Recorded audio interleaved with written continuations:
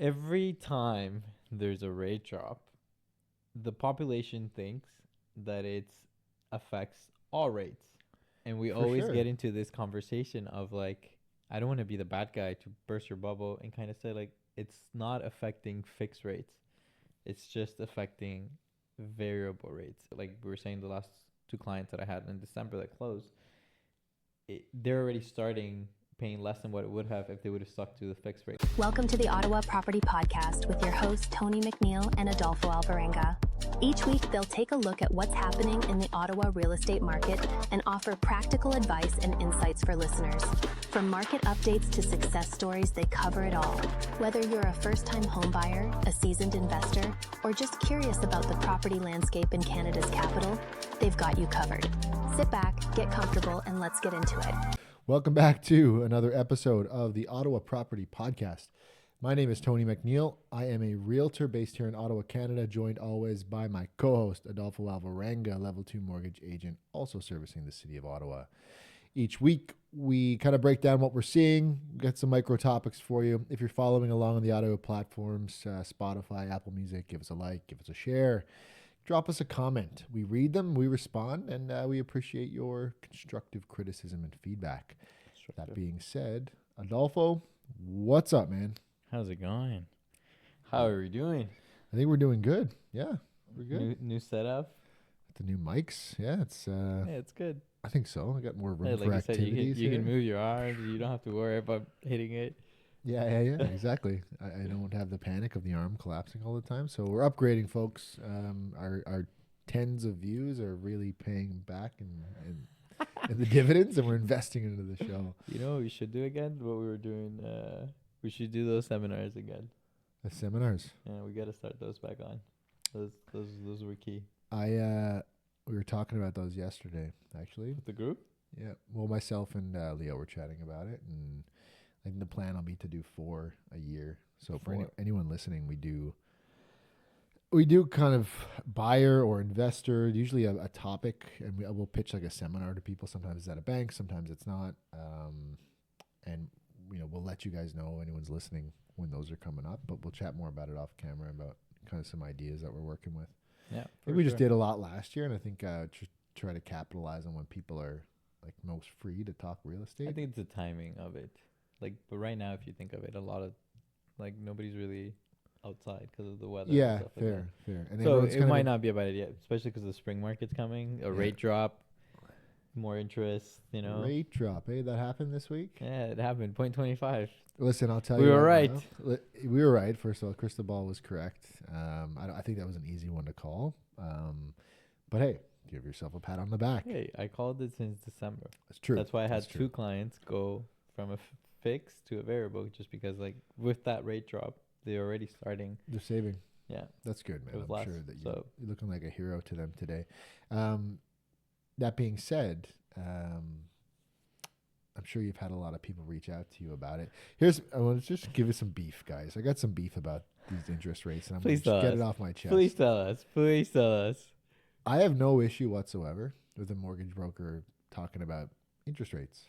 This is exactly what you're hired to talk about, right? True. How it directly affects the mortgage.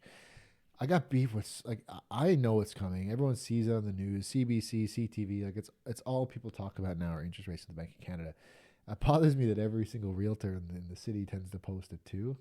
And I think the issue I have with that is there's not really any context to it.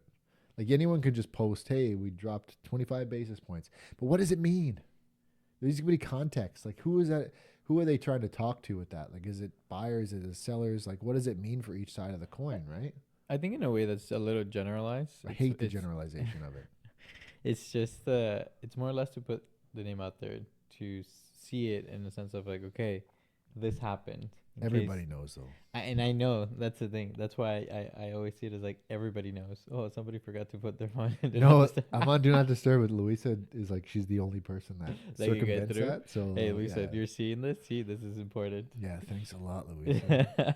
Sorry, continue. So yeah, I was gonna say it's like it's a little, it's hard to say why everybody does it. It's just to put the news out there, right? I I got get to the it. point that, I get it. especially when they were starting to go up and I was still on social media, like I would see that day every single person that's associated in the real estate world They stop posting about interest drops rates. drops it up Yeah. until at some point they stop posting about it. But why do I think it's important? I think this is where I'm gonna lead into, because you gotta something just put off your chest. I'll be something myself. Get it out there, man. Every time there's a rate drop, the population thinks that it affects all rates.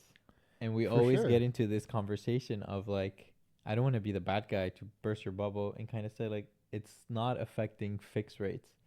It's just affecting variable rates. And to some, it's interesting because it's like, okay, can we go variable? Can we go the route of variable? It's a risk, but it might be a beneficial risk. Like we were saying, the last two clients that I had in December that closed, they're already starting paying less than what it would have if they would have stuck to the fixed rate, That's right? a win, right? Which There's is a win. context to that, though. Yeah, but then it just kind of depends on what if you're, first of all, if you're a betting man, and second of all, if you want that risk associated to it, right? There is some risk associated to it, depending on where things go or how the tides turn. It could go down, it could continue to go down, or it could come up. Right. One of the banks is actually I was reading an article that they were saying that it's going to go down by 1 point all of 2025 in total, like 1 full percent. Okay. So then it's 75 more basis points. Yeah, from Okay. now till the end of December. But then it's going to increase by 0.50 in 2026. At least that's what they're estimating. We don't know if that's the truth. We don't know what's going to happen in reality. Definitely hard to think Anything that can far change. out Like too, so right? many things can change. Like Yeah. Trump tariffs could be a thing, could affect our economy. Unemployment could decrease, and then that also affects it. Like Sure. there's so many things that could go one way or the other that would affect the rates, and obviously the government's in control, right? But then I've had, and this is the bone to pick, is I've had clients who have bought last year, and they're already considering, it's like, hey, I saw the rates dropped, can we break our mortgage to move into a new one? And there's certain times that this is strategically the correct move. Mm-hmm. Sometimes is to pay off debt. If you have some debt and you've had your mortgage for a while, you want to, like any debt that you had for whatever reason, you want to put into the house because it is the cheapest interest out there instead of having unsecured debt, to pay that off. Or to, I would say the only time right now, especially if you bought a year ago, is to switch into variable. But if you don't want to necessarily have that gamble, call Mhm. it, your fixed rates from last year to now, like they've maybe dropped by 75, maybe 1%. Yeah, sure. So then it's just to do the math. Is it worth breaking the penalty plus incurring extra fees? It's case by case. I assume you had to look Correct. at you had to look at the numbers and say, yes, this makes sense for you. No, it doesn't. And also, correct me if I'm wrong, but you had to have that money to break this mortgage with. Like you can't break it and pay the penalties into the mortgage. So You that's had to pay that that's the upfront. interesting thing is like there is a product called mortgage transfers. Okay. Essentially, is you transfer from one institution to the other, right? Okay, I understand. So like let's say you go from bank A to bank B, Mhm. right? Some of them will pay a certain amount of your penalty up to a certain amount. I think it's about, depending on the institution, it's about up to 3,000.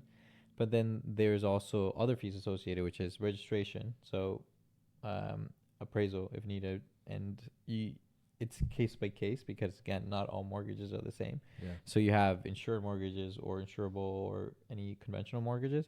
So it's also how they registered on title too. So like there's two different types of registration, collateral or standard.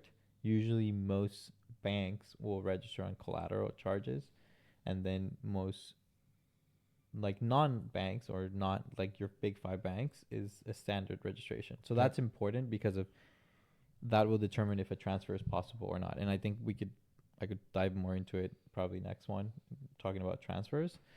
Yeah, you're probably gonna get this question a lot in the next month. And I think it is a way to save interest throughout Sure. the life of the mortgage. Don't get me wrong. I think that it's very important. And we are using it as a strategy right now too with some clients, where it makes sense for them to break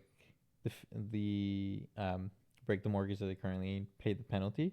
But these are clients that were 2020, 2023 top Yeah, very, very high. top of the rates, Sure. right? Of Yeah. the fix was 6% at some point. to then drop to now to a variable, that's you're looking at about what, if it's at prime is at 5.20, then you're talking about like almost 4 point something, 4.5, 4.20, Yeah, give or it's take. amazing. So It's a big it is a big difference. jump. That Yep. is a big jump. So it's a case by case. It all kind of depends on where rates are at. So if you are considering it because rates dropped, variable rates dropped, not rates dropped, then if you're considering it, it's best to go the route of variable if you want to take that gamble. If Mhm. not, then fix is an option, but you're not benefiting a lot from going fixed in Right. that way if to break it. It's really interesting. I mean, like I said, you're going to get that question a lot over the next couple months. Oh, yeah. Because I get it. Everyone wants. It's not even the FOMO of it. It's like if someone's paying, if there's a more affordable rate out there, I want that rate. You can see it. You see it advertised everywhere. They're probably getting targeted ads on Instagram, social media from all these lenders. Seriously, so I get it. It's important to have the conversation with your Correct. broker or lender or whatever the case may be, to see if those options are on the table for you. And remember that your lender is probably not going to call you to do this either. Like, you need to be proactive in saying like, hey, what are my options? Because they're certainly not going to call and say, hey, we can get you a cheaper rate. Well, the banks most likely won't. For sure. Us as mortgage agents, we will. Yeah, of because we're course. trying to get we're trying to work for the client to get the best rate throughout the life of the mortgage and save them as much money as we Yeah, can through the life of advocate the for your mortgage, people. right? And that shows our values, that shows our experience, but it's not every client. It's on a case by case basis of which ones make sense. And Right. it's the most important thing is how much is it going to cost you to break that mortgage and the penalty. Love it. Okay, so 25 basis points. Today is January 31st, the day we're recording this. It'll be released February 2nd. We have a big kind of elephant in the room for February 1st. I don't know if you've heard of this guy. His name is Donald Trump. I'm surprised they're doing it on a Saturday too. Wow. Well, he said February 1st. He probably didn't look at his calendar and say like, oh, it's a Saturday. It's like, I Nobody- can't close on a Saturday. Nobody told him. Can't close his house. Yeah, exactly. But no, so I'm following this very closely because it seems like everything I listen to, news, YouTube, it's all, will Trump impose these tariffs on Canadian goods? And how are we going to respond? I think there was a poll taken, I can't remember who it was, Abacus Data or something, and it was 80% of Canadians would support retaliatory dollar for dollar tariffs. So like, full on like trade to go war, on a right? trade war. Yeah, pretty much. Yeah. Oh, wow. And I get it to a certain extent. Like, you got to retaliate, but how does it affect our local market here in Ottawa? Is kind of like what I was thinking about this. And Tiff Macklem yesterday kind of alluded to some things that, if the U.S. imposes tariffs on Canada, like from a bank's perspective, there's not going to be a lot that they can do to try to curb this from like a monetary spend point of view.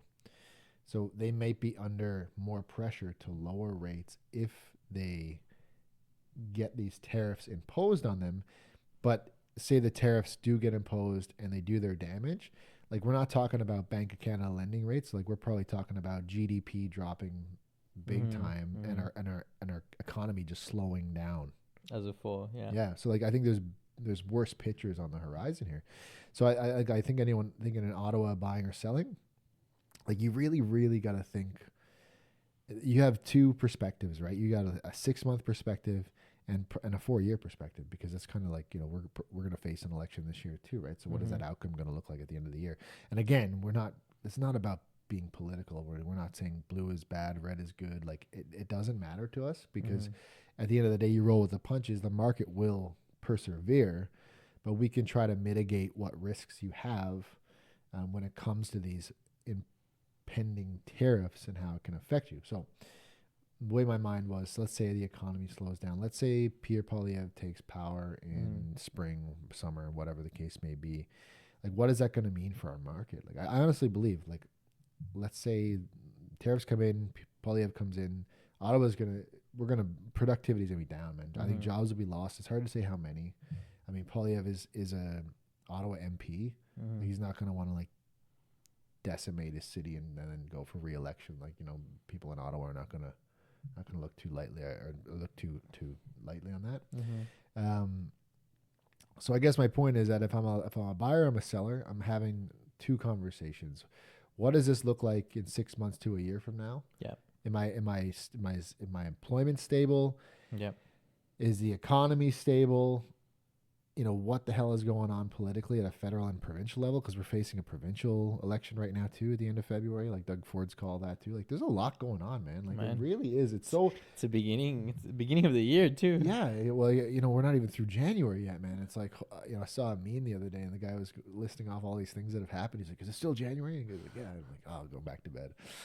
But it's true, right? So, like, we're not, unless you're in a position to, like, if you had to sell in the next 30 days, like, you got to do what you got to do. But if I'm a seller or I'm a buyer, I'm probably like waiting just a little bit just to kind of see if this dust settles, or like, are things going to get so out of hand that it's a lot of uncertainty happening. Money's going to get more expensive, whatever the case may be, right? But that's the thing; it's a lot of uncertainty that's going on, and it's like, do you pick and choose your battles of, like, do you want that confusion? Okay, do you want to do something now, and like make a move now, and get it over with, or a lot of risk? But it's the same as a lot of risk in the other opposite direction too, because we don't really know what's going to happen. If this trade war goes for a while, what's going to happen to rates? What's going to happen to house prices? Like, it's so hard to say, right? I think everything gets more expensive. Okay, then the cost of living is more expensive. So yeah, no, exactly. And everything month to month costs more money, right? Yeah. So I think Tiff Macklem said that this GST holiday that we had, like, certainly helped boost spending. Which brought inflation down. I think he made a point that if they hadn't have had the holiday, which is still running for another 2 weeks, February 14th, that inflation would have been up to like 2.6 or something like that. Like, they factored in those equations, and it was kind of interesting instead of the 1.8 that we ended up exactly. at. So it's a big difference, right? But I think they've got they got their hands full, man, because it's so hard to. Pardon me. Point for Trudeau.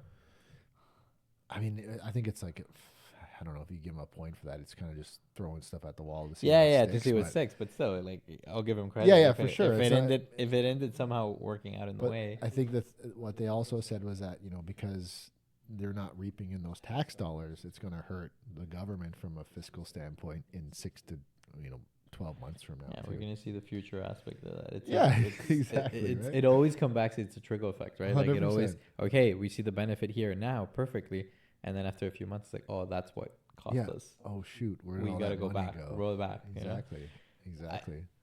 I don't know. It's one of those things, like, and I think we've always had this conversation every time with clients. Like, we try to make sure that we tell them this, and it's like, do what you think is best for you in that situation at this time. Like, we can explain what's going on from a federal, provincial, world point of view and help you on the guidance of that. But you're right. You got to do what you feel is best. You got to make a decision based on what's best for you in the moment, because and like, yes, you're seeing forward, you're seeing the long-term longevity of it, but you don't have a crystal ball. You can't really predict, what's going to happen, what's not going to happen.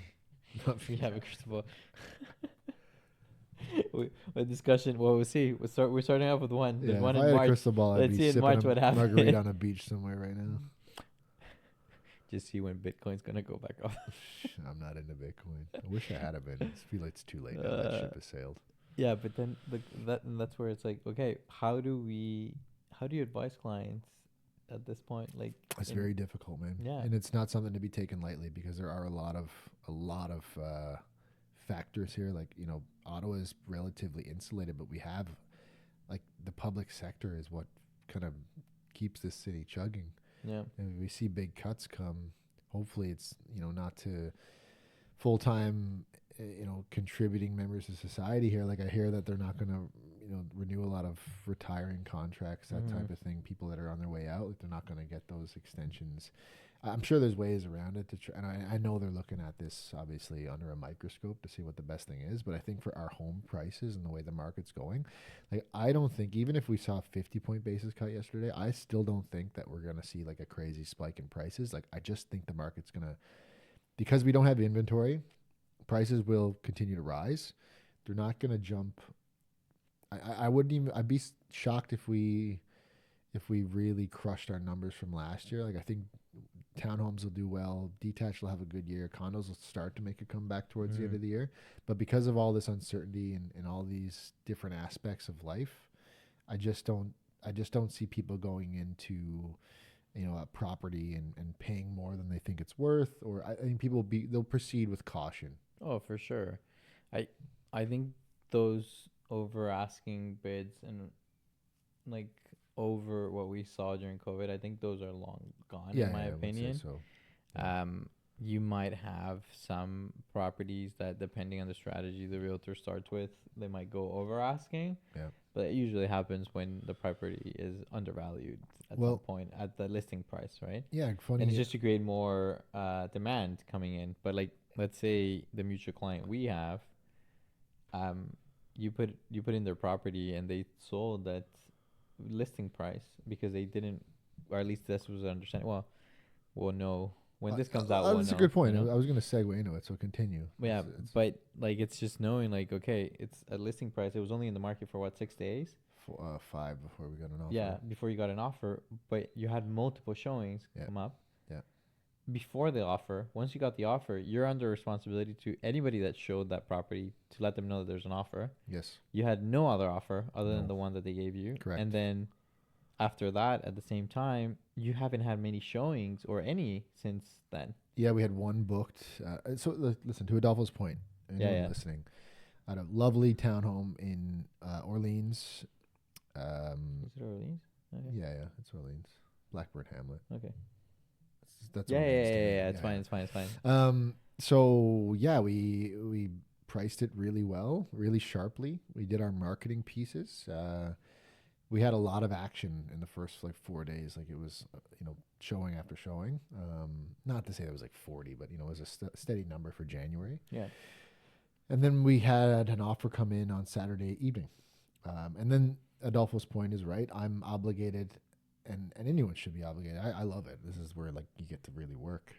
You start contacting every agent that's shown it to try to get a competing offer. It's the price point was right that it could have happened, and that kind of ties back into my last point about everyone treading carefully and just being very, very cautious about how they proceed. Like I had a lot of agents say, you know what, Tony, like my people love it, but they got to wait to see what happens. No one was ready to come in and it's like guns a-blazing and say, Alpha, I'm going to fight you for this. You know what I mean? Hold on. Stop for a second. Yeah. They got to wait for see what happens in what way. This conditional offer that we have. So we did receive that offer on Saturday night. I tried my best to get a competing offer. Okay.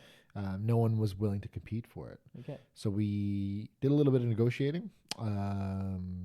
Got a conditional offer. It's conditional till today at 8 p.m. Fingers crossed. Okay. Fingers crossed. But I had 3 agents over the first 24 to 48 hours. Once we accepted that conditional offer, reach out to me and say, like, you got to let me know what happens afterwards. Like, if it doesn't go through, we want to know. So there's a lot of there was still people ready to put pen to paper, but they just weren't ready to do it against someone else. And I think and I really believe it, unless spring gets absolutely crazy, and I just think the way that the world is and the world economics, especially North America, are working, I just don't see it happening. I don't see any fuel going on the fire here. I think you're going to have a lot of very cautious buyers because money is still tight. Yeah. It's still expensive. Yeah. And that monthly payment is, first and foremost for anyone, thinking about getting into the market or upsizing or whatever the case may be. So you'll have people striking while the iron's hot. So here's the thing, right? The people that came and brought that offer on the Saturday, they were one of the first groups that saw it earlier in the week. Okay. Take them a few days to kind of, figure out. Maybe they saw some of the properties. I don't know. But they circle back to it at some point. My point is that if you're thinking about getting in, there's still opportunities to do it strategically. Of course. What I mean by that is exactly what happened on this listing. If you like something, you got to be ready to do it. Okay. You got to have your chat with Adolfo. You need to have your numbers figured out. You need to have your pre-approval. Exactly. You should not be out shopping around unless you're serious. Because, you might like something and you say, okay, yeah, we got to get all these documents together. We didn't do this. We didn't send them the T4, whatever. And then someone else is going to come and they're going to swoop in and for the right property. Somebody that's already prepared at that point. Sure, exactly. Yeah. Someone who's a couple of steps ahead of you, right? So I just think if you have all your ducks in a row and you can be quick to act, if something comes up on market and you think, and you that's the one, or I really like it, I want to see it, don't wait till the weekend. Get in ASAP, because if you like it, typically in real estate, in life, right? Like your first offer can be very well 99% of the time your best offer. Mm-hmm. So if you can start with your best foot forward, you'd be surprised how many people you can scare away, right? Oh yeah, from it, and avoid competition in that way, Absolutely. for sure. Yeah.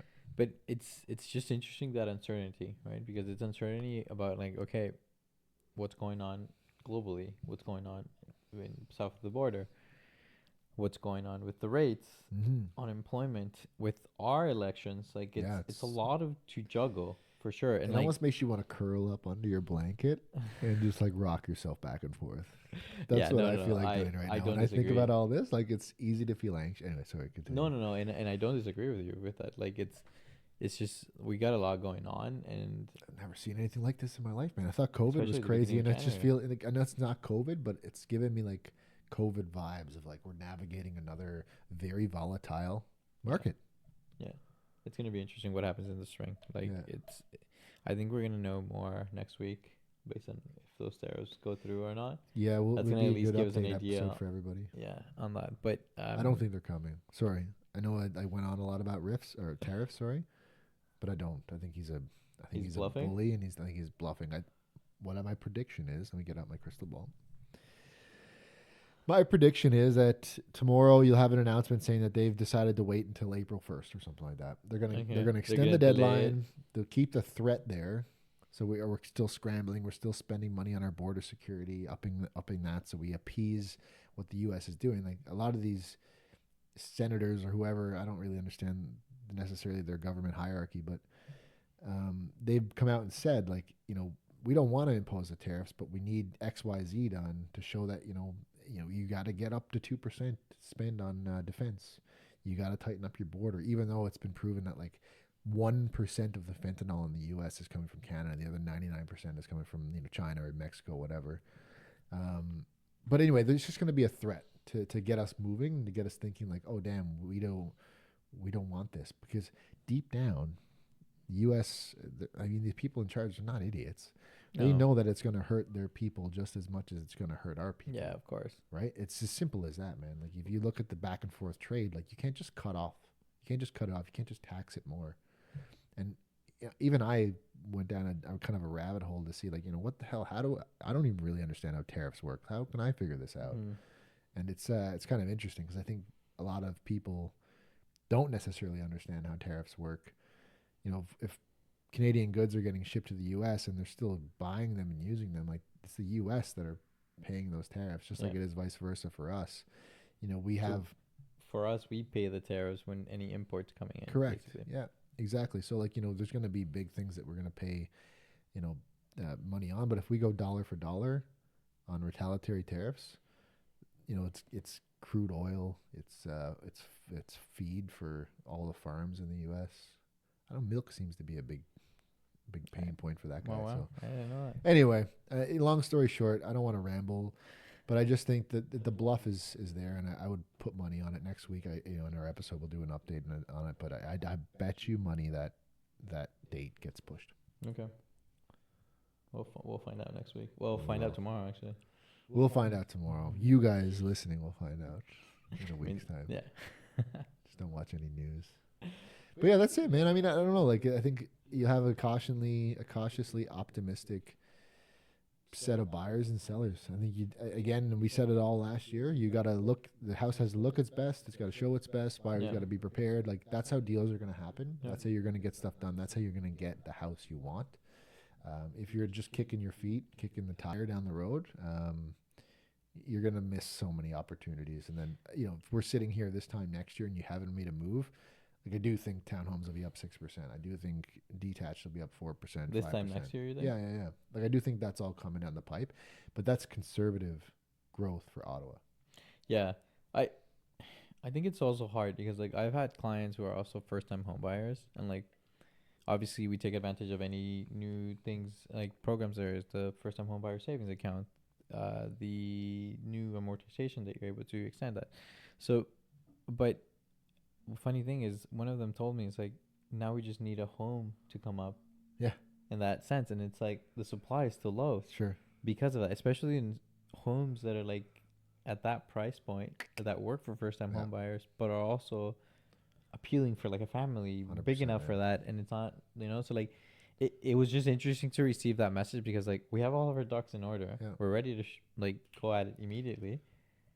Pre-approval is set, rates are set, rent holds are in place. Like we've had this conversation, just the house is not there.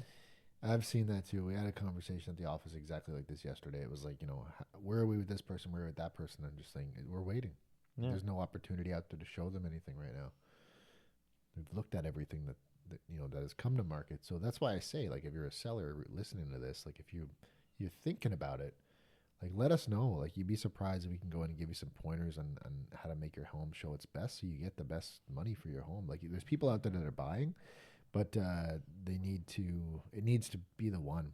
We can't just throw a sign on the lawn and assume someone will eventually come along and buy it, because some of the days on market for the undesirable listings, like, they're up over 100 days, man. They just keep ticking up and ticking up. Just taking up space, it seems, at that point. Like, I'm sorry, but it's just like what we were discussing. Like, I think I read something where it says like 30 days is a good turnaround point for like a property on the market. Yeah, depending on and overall, I think that's pretty close to where we're at. Like, I tried to book a showing a few weeks ago on a property. It had been up for like 77, or maybe it was over 100. I can't really recall. It was high. And we booked a showing. It was for a few days from when I booked it, and it got canceled the day before. And I called the agent. I'm like, hey, there was no reason, because normally it would list a reason why it got canceled. I said, I didn't really see a reason. Can you just give me some insight? And she said, well, he's taking it off the market. And I said, okay, well, it's fair. Like, any particular reason? Well, yeah, he just wants to see what the spring will bring. Like, maybe a spring will be better for them. And I'm just thinking, like, we've been sat on market for 70 to 100, whatever the days were, and you had a booked showing. Like, why wouldn't you let us see it? And then if you nothing happened, then cancel it. Yeah, because then it's losing the opportunity of whatever you could have brought to the table at that point. Exactly. Like, I might have been the only showing in a month, but I'm a showing. Yeah. And I have a buyer. I don't know. I think it gets frustrated too. Like, there's frustration to it, because like I would have coached him out of that, though. You got to be cancel it the very next day if you wish, but I mean, you got to try to go through with, especially in particular price points and product types where sellers don't have that leverage anymore. That's where I think it's important. It's that leverage aspect of it. I don't think that leverage is there as much as it was beforehand, at least in the last few years. So, again, a product type pending, but yeah. Yeah, but like case by case, right? But like it's just having your ducks in order. Yeah. Essentially, like on the buyer side, like I'll speak for the buyer aspect of it. Like, there's so many information and so much, like, especially if you're first time for this, like, it's a whole complex process that you got to make sure you ask the right questions, make sure you got the right guidance. Like, I don't know how many people that are looking to buy a home haven't opened that first time home buyer savings account. And I always, that's like one of my first questions I always ask, have you done this? And like, no. I'm like, okay, tomorrow we're going to go do that. Here's your homework. Because they have the money saved. They have the money in their bank accounts, but they can also be taking advantage of this program. They're like, if they would have done it December 31st, 2024, they would have rolled over 8,000 this year. It would have been 16K that they could have gone against their income. The first day that opened, I mean, everyone should have been rushing to the banks to open those accounts, right? Yeah, because like, even if you don't have that 8,000, it rolls over to the next year up to 8,000. So it's like, it's taking advantage of those programs that are available for you. And this is, and I'm going to get it off my chest, this is the one thing that I would, in any mortgage agent, bankrupts, like, that are maybe listening to us, do your homework. See how the products of your competitors work in that way. How is it important? Mortgage brokers know these requirements of the FHSAs in every account. Like, I just had a meeting with a client. I literally went to their house, and because I knew that it was going to be a little bit complex for them to send me bank statements of their down payment, I just went, because it was multiple accounts, money transferred in different ways from one account to the other. There's nothing wrong with it, but it's just, they just move money. We got to follow the trail. Exactly. So instead of it being, okay, let me send me this, I'm like, you know what? I'm going to put half an hour of my day, go to their house and be like, open up your bank account. I just picture you with like a giant cork board, and you have all these things thumbtacked to it, and there's all this string connecting these lines. You're like a detective. Imagine. That's what I'm picturing. But literally, it's like, okay, where did this money come from? And he opens his account. Okay, so I need to show this account and then this account. And it's like, okay, then we piled that up together. I put it together in a format that's like, okay, explanatory, and get it done? send it up to get, yeah. Well, hey, But that's what I mean. Like, it's just, but even as we were doing it, like, he kind of gave me control of the mouse, and he's like, oh wow, like, do you bank with this bank? And I'm like, no. He's like, how do you know the process was? And I'm like, honestly, I've just been doing it for so long already. I can work for any of these banks with my eyes closed. He says. Not necessarily that, but like, I'm just like, I just kind of already know where to go because I know what I'm looking for at that point. Whereas if I tell you on the phone and be like, hey, can you give me this? They'll be, oh, where do I find that? And it'll probably take more time of me trying to explain it to you on the phone. That's good service, than it would be for it. But this is what I'm saying. Like, as a mortgage rep, like, know what's going on, not just in your world, but also in the other worlds. Like, we have conversations all the time. I have conversations with the rest of the team too. Like, and just talk to your contacts. That's it, man. That's it. I think I think we're probably getting pretty close. I just wanted to say that next week I'd love to talk a little bit more about like connection in real estate. And do a little bit, like, we pivot. We do a lot of market updates. We do a lot of rate announcements and chats, but I think I want to just dive in a little bit more about, what we could be doing to get more people in our sphere, and what people are necessarily doing wrong. Let us know in the comments if you'd like to. I think that's a good idea. I don't know, man. I'm just coming up with it as I'm just sitting here. Like, I'm like looking, I'm like telling people what they do wrong. Are you sure you want to go that rabbit hole? Well, so there's a Remax conference in St. John's at the end of February, or end of May. Sorry, not February. The end of May, and I saw an ad post in one of our groups yesterday about they were looking for speakers, and I was like, man, I should do that. I'm like, I could get a free trip home. I could see some friends. All I have to do is like give a 15-minute presentation. So I was like, what could I do it on? What would be a good topic? And that's the thing that came to my mind. Like, I read recently, like, it used to be that people in Canada would move every 5 to 7 years. Mm-hmm. That's increased to 8.5 years. Okay. Oh, so people are staying in their homes longer. Yeah. Okay, well, it's affordability, right? That's a natural thing. People won't move if they can't afford it. Mm-hmm. So I just thought, like, I've seen it before. Like, so many realtors, it kind of ties back to what I was saying in the beginning. Like, we just post this is the rate announcement and that's it. No context. This is the market update. No context. Like, if I post a market update for Ottawa, which we do on this podcast, but if you have a specific neighborhood in Ottawa you want to talk about, like, there's a micro market that exists under this umbrella, right? Yeah. So that's, posting a market update on Instagram or blasting on your email list. Like, if someone might watch that for the first couple of months after they close a home, but eventually they're going to say, I'm not really interested in what the market's doing right now because I'm not moving for 5 years. But how do you still stay front and foremost? Like, how do you still connect with that person? So this is my topic, right? Okay, what do you think? I was going to say, okay, I'll leave it. What do you think? I'll leave it for next week. No, I won't get into it. But, like, honestly, what do you think? Like, do you think that'd be something that realtors or other Remax colleagues would be interested in listening I think so, because, like, even for me, and it'll tie into this, it's like I've had agents ask me, like, okay, what are you doing for this? Because, like, we're in a constant rate battle. And I'll tell you the truth. I think last year I probably had 3 clients leave me. Sure, happens to the best of us, man. Correct, but it's never happened to me. But if I tell colleagues I've only had 3, it's a surprise because they probably had a bit more. Yeah, and it's just the service-based thing, man. They know you. You're human being. You're a person. But it's like I said. How many agents do you think will go to someone's house to go and, like, have that? It's putting their best interests foremost, right? Like, in front center in that way. But then it also has to be reciprocated in some way. So it's that connection that you kind of dive just into it, man. Like, if you look at a business, if you walk into a local coffee shop or your local pub and they know you by name, you don't want to go anywhere else in the world. No, why would you? You have that human connection.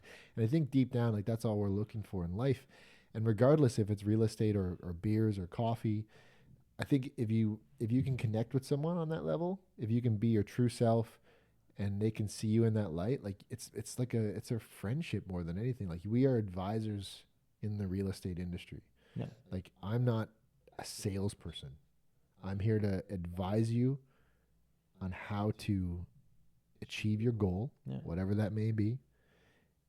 And how do I stay connected to that person for 8.5 years? Because it kind of ties back into another stat of, like, 85% of people don't use the same realtor twice. No. which is absolutely mental. So like, how do we do that, right? Like, and I know there's lots of agents out there providing the best service in the world, Yeah. but then that's it. You never hear from them again. And I call it the real estate breakup. Mm-hmm. But there's other ways.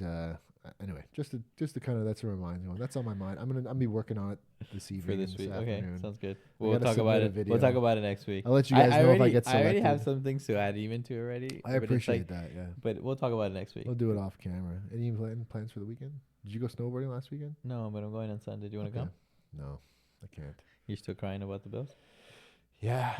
Yeah. Sorry, I I'm had to trying bring it to up. teach myself football so I can. No, I'm just kidding. No, I have friends coming from Guelph. Oh, They're yeah, coming you to stay do. with us. That's I why thought it you- was Saturday, man, that they were here.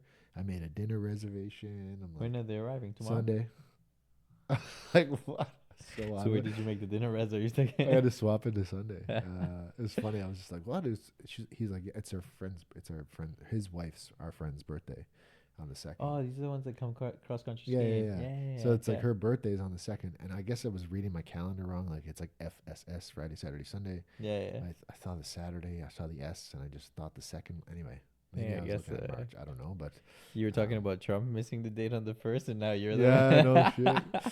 Oh, so yeah, we'll be coming. So I'll be tied That's up. good, It'll be that's good good, to see that's some good. old friends though, for sure. I'm That's excited. fine. That's gonna be Yeah. good. At least it gives you another day to finish that row. I know, man. I'm so close. Anyway, guys, let us know in the comments if you like what you heard today. If you agree, if you disagree, drop us a comment. Give us some feedback. Let us know that you're out there. And have a good weekend. We'll see you next Have a good week. weekend.